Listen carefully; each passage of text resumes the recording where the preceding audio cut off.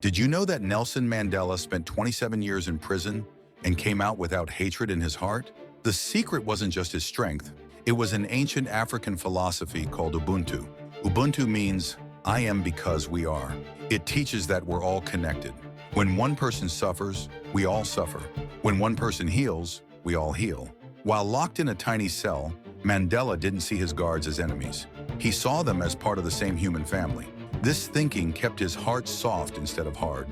When he finally walked free, he chose forgiveness over revenge. He understood that hating his captors would only create more pain for everyone. This wisdom transformed South Africa. Instead of civil war, they found peace.